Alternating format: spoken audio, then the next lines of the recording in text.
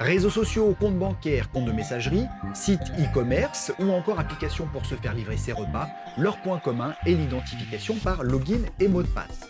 Si l'identifiant est souvent une adresse email ou un numéro de téléphone, presque toujours le même, il ne doit pas en être de même pour le mot de passe.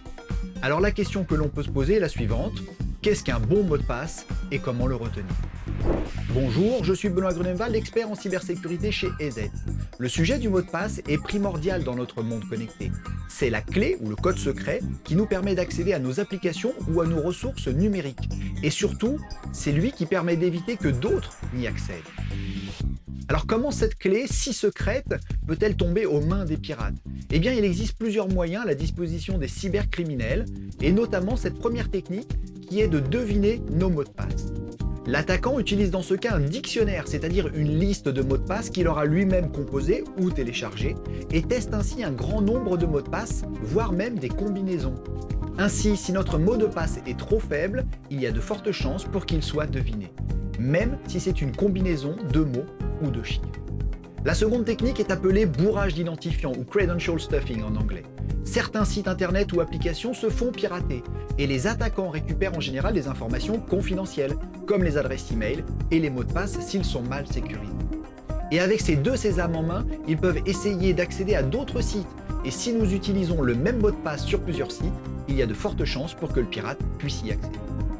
Pour éviter cela, il faut utiliser un bon mot de passe, c'est-à-dire unique, complexe, long et qui ne peut pas se deviner. Alors un premier conseil, il faut éviter les dates de naissance ou le nom de son animal de compagnie. Et sachez que la combinaison des deux n'est pas une solution. Alors si on considère que nous possédons en moyenne 20 comptes, cela veut dire qu'il faut retenir 20 mots de passe différents et complexes. Et ça, c'est quasiment impossible. Heureusement, il existe une solution à laquelle nous pouvons déléguer cette tâche avec un maximum de sécurité. Et cette solution, c'est le gestionnaire de mots de passe. C'est un coffre-fort numérique et il va créer et retenir nos mots de passe. Ainsi, peu importe que le mot de passe fasse 20 caractères, à la fois avec des chiffres ou des lettres et des caractères spéciaux, car c'est le gestionnaire de mots de passe qui va le créer mais aussi le saisir à notre place lorsque l'on souhaite accéder au service. Et l'objectif est simple, n'avoir que 3 ou 4 mots de passe à retenir. Ce sont les mots de passe essentiels. Alors le premier, bien entendu, c'est celui du coffre-fort, forcément. Vous allez le choisir robuste, par exemple, une passe-phrase, c'est-à-dire « le chat mignon joue avec une plume ». Vous avez ainsi 7 mots sur lesquels vous allez permuter certaines lettres par des chiffres ou des caractères spéciaux. Et vous allez penser à appliquer cette technique pour votre compte de messagerie principal ou pour déverrouiller votre ordinateur. Tout le reste sera géré par votre gestionnaire de mots de passe. Et maintenant, 2 conseils pour terminer cette vidéo. Quand cela est disponible, activez l'authentification multifacteur, c'est-à-dire que vous recevrez un code unique par SMS ou une série de chiffres que vous saisirez sur l'application au moment de votre connexion.